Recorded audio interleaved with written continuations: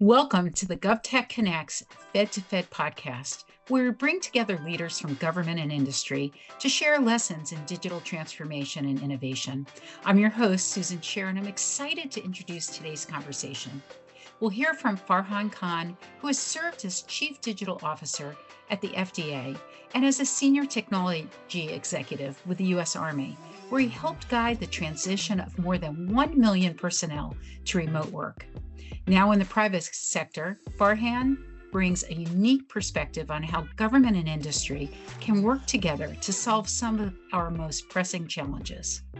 And leading today's interview is Ashique Tanveer, Director of Health Systems at REI Systems, who will guide the conversation as they explore digital transformation, AI, and lessons from Farhan's career across both government and industry. Farhan, Ashique, welcome. Thanks for Thank you, having me. Susan. I'm just so thrilled today to talk to Farhan. Thank you, Farhan, for joining us. And so we'll just dive in. Let's start our conversation with your journey. You have had the unique experience of serving in both the government and industry at an executive leadership level. What advice would you offer to those who recently transitioned from government to industry, just like you did, or anyone who is considering a move from industry to the government? What mindset or expectation should they bring with them? First, once again, thank you so much for having me on this podcast. And Ashik, you're right. I spent almost 15 years in the government, spanning my roles at agencies like, U.S. Army, FDA, Department of Transportation, Department of Justice. And that actually gave me a front row seat to the mission critical operations of the federal government. And, I recently transitioned to the private sector, which kind of helped me and opened my eyes to two things: agility and innovation at scale. So, for anyone that is actually planning to jump from the public sector into the private sector, my advice would be, oh, sorry, from public sector to the private sector, my advice would be to embrace speed without sacrificing rigor. So, in the government, as you know, decisions can take months due to layers of approval. And it's not a bad thing. It is needed because the role of the government is to support the mission and provide value to taxpayers. They're using taxpayers' money, so it's very important to measure twice and cut once. And so that is very much needed. However, in the private sector, those decisions happen in the matter of days and sometimes in the matter of hours. And so, it's very important to pivot if needed and pivot very quickly.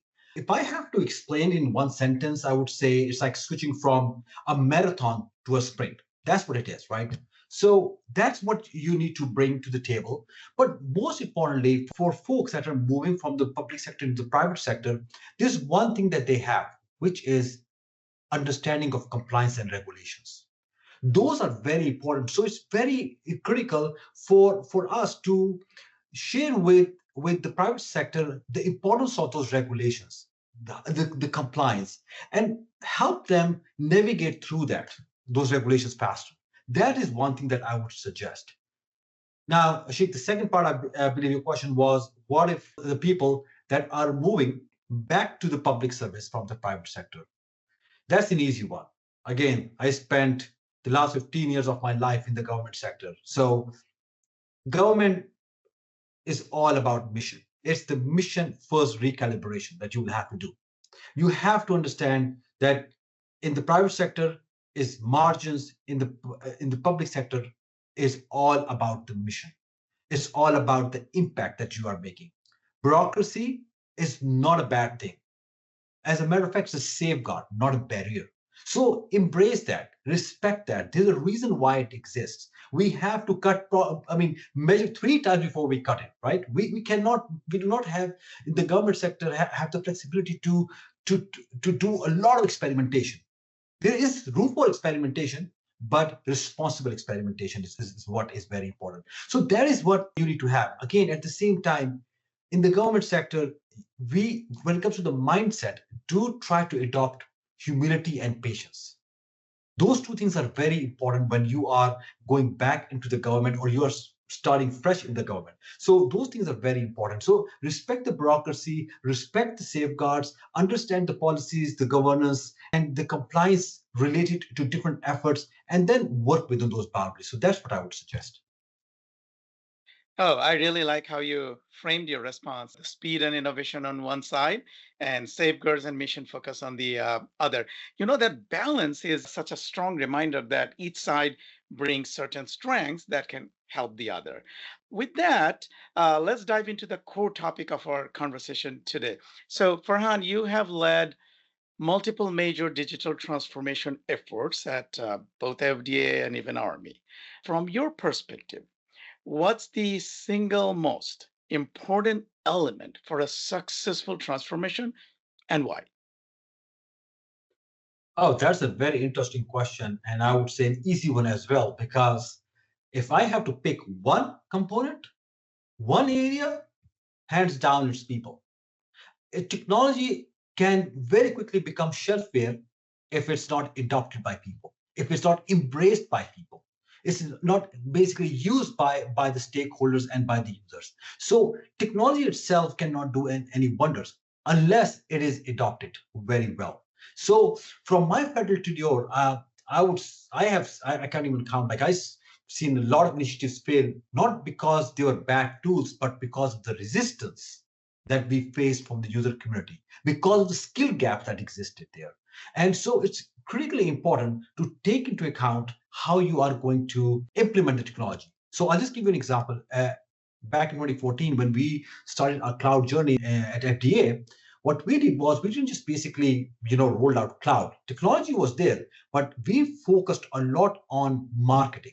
We had roadshows. We tried to explain to our user community how cloud is going to help them, how we can basically we adopted a framework called EDCAR, where we try to build like-minded coalitions. We try to develop change agents. We went from business to business to explain how their workloads will be better served within the cloud environments. And so, because of that, the results today speak for what we did. We at FDA, there are 29 unique cloud providers that operate in that ecosystem. 45% of the workloads have been moved to the cloud.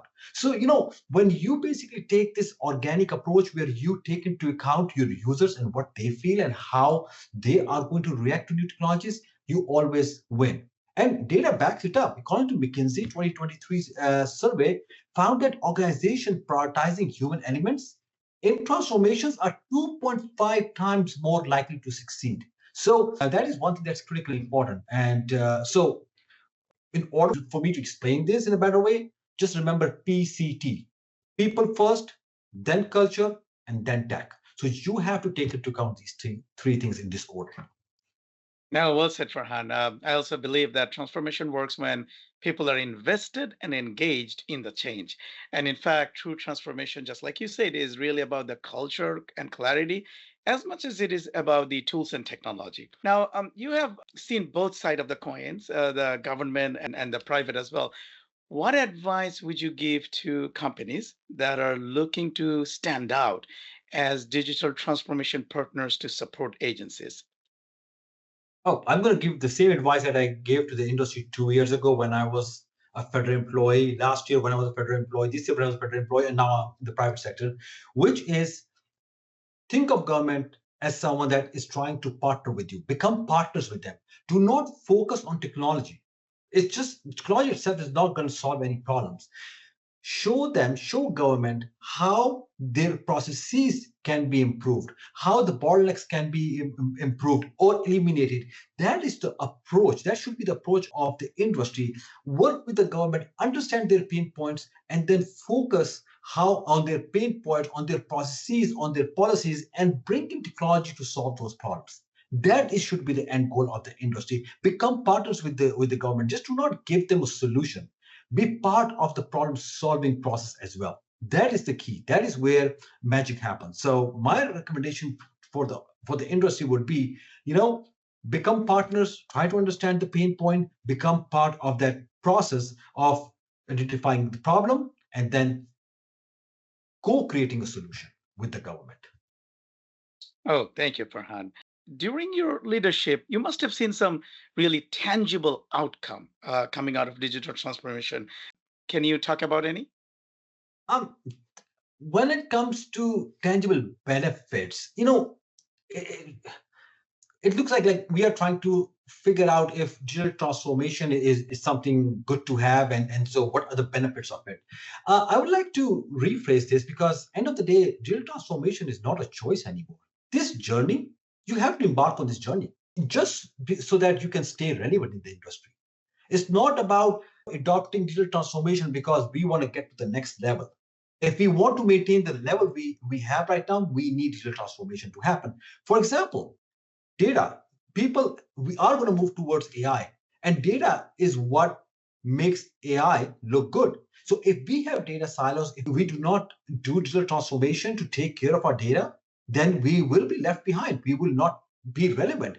At the same time, digital transformation is important to make sure that we act and behave like cloud-like environments. So you ask for like tangible benefits. I would say, going back to FDA, we try to establish an software-defined networking. The idea was to make sure that we are able to provide services at the speed of science, at the speed of need, because we didn't have the luxury to wait for days to configure our network to support a small segment of the business. So we decided to go software-defined networking. Cloud computing is another digital transformation where we try to embrace agility and scalability, right? Those are the kind of things that you have to do to make sure that you are ready. So digital transformation is no longer a choice. It's a must, and we must embark on it just so that we can, I won't say stay competitive, but stay relevant. So that's my view on digital transformation and its benefits.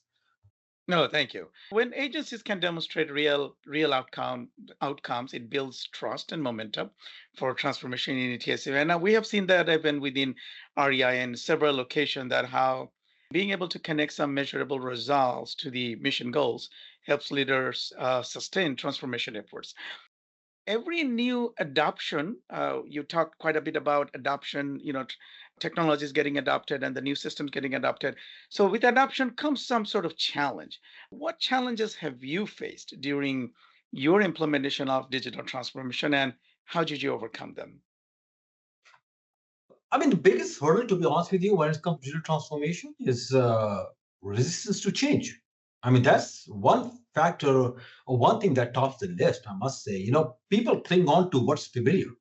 According to, CIO.com 2024 survey, 60% of organizations actually struggle with staff pushback and slowing rollouts by up to 40%.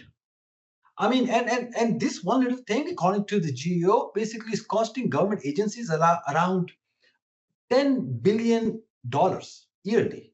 So it's a real issue. So end of the day, if I have to pick one thing, it's all about resistance to change. And so again, you have to start with empathy. You have to have workshops to decode the fears and start small and allow people to be part of the testing process, to be part of the implementation process, to make sure that you scale wins and all that. That is how you can do digital transformation. It's all about changing minds by bringing them together, by making sure that they are part of the process and not an afterthought. That is what is critically important if you want to be successful with any kind of digital transformation.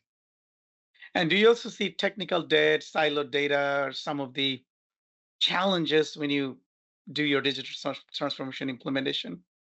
Oh, yes. Oh, yeah. Thank you for that. Technical debt is another big problem. And in the government sector, especially where, things have been around for many, many years, technology debt is a real issue. So when you are trying to do digital transformation, make sure that the new technologies, the new tools, the new methods are interoperable with the older technologies. You are trying to bring in this digital transformation into the existing ecosystem. So both need to work together. And that is critically important. So technical technology debt and making sure that the legacy systems are able to play with the new systems, that is critically important. End of the day, it's all about that customer experience or user experience. If they are not able to get that seamless enhanced user experience, they're going to reject the technology. and your digital transformation will not be successful. So that is very important. No, thank you. And I like how you emphasized a couple of times already that managing change, and that's just so important. And in fact, if you're able to manage the change in the right way, you can turn resistance into, in fact, a momentum. So we'll switch gear a bit. ChatGPT just reminded me that we cannot wrap up this podcast without bringing up the magic word AI, right? So let's dive into it and talk about it a little bit. AI is transforming the way we work with the potential to augment rather than replace human capabilities. Now, my question to you is how do you think the organizations can prepare their workforce for this AI driven future? That's a very good question, and I'm glad that you mentioned that. AI is all about augmentation. So I don't even like to call it artificial intelligence. I like to call it augmentation intelligence or augment intelligence, because it is there to serve humans. Human in the loop is critically important. It is able to do 70% of the work, but 30% is something that needs to be done by a human. So AI is something which is there to help humans. It's not here to replace humans. So that is the key point. Now, all of us already know the technologies, their tools, and all that. So I'm not going to focus on the technical part of AI. We all know LLMs and generative AI and all that good stuff. But in the context of government, the most important thing that we have to focus on, I guess, is the governance, the policy, the guardrails. We need to make sure that we have a very good understanding of how all of this is going to work together. We need to set the boundaries within which the AI is going to work. AI has the ability to come up with new things, right? And so we need to make sure that we give good guardrails, good boundaries to the AI infrastructure so that it can think and provide results in the way we want it to act. So that is the most important thing. We need to understand how we are going to audit the tools, how we're going to control bias, how are we going to introduce applications and AI tools, how it's going to interact with data. We need to have a very good understanding of that. Only then we can be successful. The second thing I would say is adoption strategies. That is also extremely important. How start small. We at swingtech, we are laser focused on not only just technology. AI is just a tool for us, but we are actually focusing on AI. Like, for example, right now we are working on a tool that is going to be very helpful in the classrooms, and we are doing it for some components within DoD. The idea is very simple: to give this tool to the users, to the teachers, so that they can educate their students better through the use of AI. So I won't go into the details of that.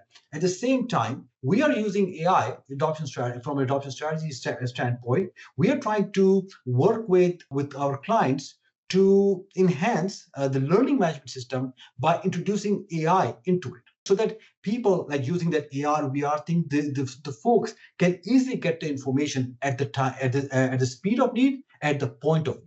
That's what we are focusing on, and that's how we are doing AI. But we started small. We started with little tasks, and then we scaled it because we want to make sure that everybody that's going to be using it is part of the journey. So that's what we are focusing on. And within, again, SwingTech, we focus a lot on experimentation. And trust me, that's where the magic happens. So we are focusing a lot on experimentation. We are trying to fail, but fail fast and then improve on different AI technologies. We do A/B testing. We look at the governance. We look at the policies, and we try to figure out how it's going to work with the government ecosystem and how it's going to support the mission of the organization that we are serving. So that is one thing and that we do.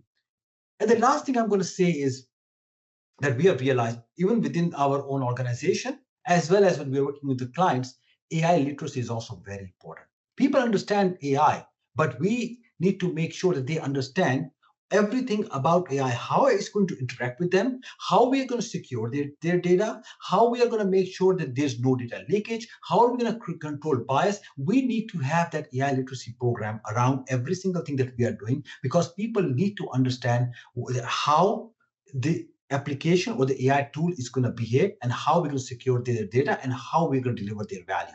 So that deliver value to them. So that is very important. Thank you. And I love how you reminded us the people in the loop, right? I mean, it reminds us that AI, while it will free up people to focus so we can focus on higher value work, right? While ensuring trust and accountability. So that's important. So thank you so much. In your current role as the Chief AI Officer, any other particular principle that you want to mention that you're putting into practice? I know you little touched on it a little bit about your current role and the swing tech. Anything else that you want to mention from there? Oh, from principal standpoint, look, the first thing we did was, and when I joined, it was like we tried to, and it was already there. We tried to establish the guardrails, and we tried to figure out how we're going to basically create an AI ecosystem that will mimic what other agencies are doing.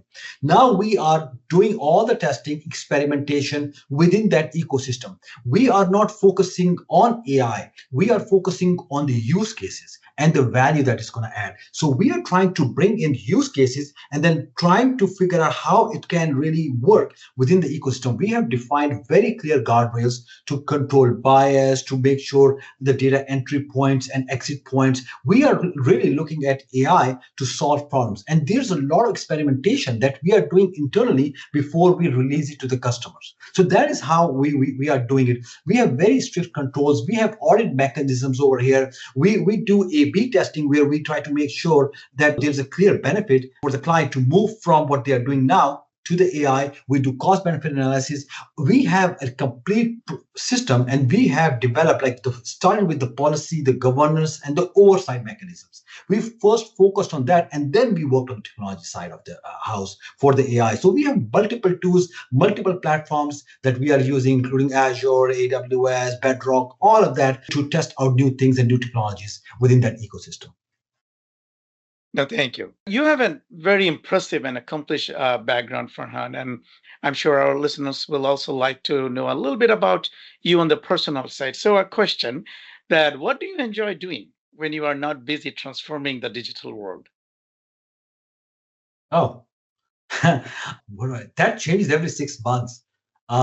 So right now, what I really enjoy these days, and just I recently developed interest in this. My son is in a goes to this place for a club. He's only 13 years old, and last year he was not a very good player, but now he has improved big time. So I enjoy going to his games. But one thing I would like to highlight is all of us are getting to a point where the younger generation is coming in. So it's time for us to start thinking about transferring our skills, knowledge to the younger generations as well. Because in 10 to 15 years' time, they will be the ones leading these initiatives and efforts. So we need to make sure that we understand and pass on whatever we have learned to them. And so that's what I do. That's what I enjoy with my son, teaching him a few tricks and every day. And, it's good to see that he's improving big time. So that's my hobby these days. No, thank you. I love what you shared and truly appreciate you sharing that. So, as we wrap up, I would like to ask you another big picture question. If you had a magic wand to solve just one IT problem for the government agencies instantly, what would it be and why? Oh, it's going to be data silos. That's the biggest problem, especially now with AI that feeds on data. We need to make sure that we are able to get rid of all the data silos and have a data program where we have data custodians, data owners, data. We need to make sure we have data dictionaries, and we need to make sure the data is sitting in one place and make sure that we are able to generate clean data and get rid of data silos. So that would be one thing. If I have to pick only one thing, then bring down all data silos. That would be one thing I would like to do. Oh, that's a very powerful note to end on. The data is the foundation of innovation, and connecting and breaking those data silos is the key to unlocking value for agencies and the people they serve. Even at REI Systems, we have been tackling the challenges of data silos, as you can imagine, FDA and all other agencies. And you are absolutely right. The rise of AI and AI-based tool just makes solving this issue a lot more critical and a lot more doable as well. So, Farhan, thank you for sharing your insight. We have talked about transition between sectors, the importance of people in transformation, how metrics and results drive momentum of transformation, and of course, the promise of AI. And what turns out most is your reminder that focus on mission first remain at the center of everything that we do. Any final advice that you would like to share with the leaders in the government who are driving the transformation currently? Just one piece of advice: there's a lot going on, there's a lot of change, but keep in mind that government folks and contractors in the private industry, we are there to support the mission. So end of the day, we are accountable to the taxpayers, and we need to do the best to support the mission of the agency, and that's pretty much it. Never forget why you're there. Fantastic. No, thank you so much, Farhan. I truly appreciate. I thoroughly enjoyed this conversation, and thank you for being here with us today. So thank you, Thank and you so back much. to you, Susan. You betcha. Farhan and Ashique, that was such an incredible conversation.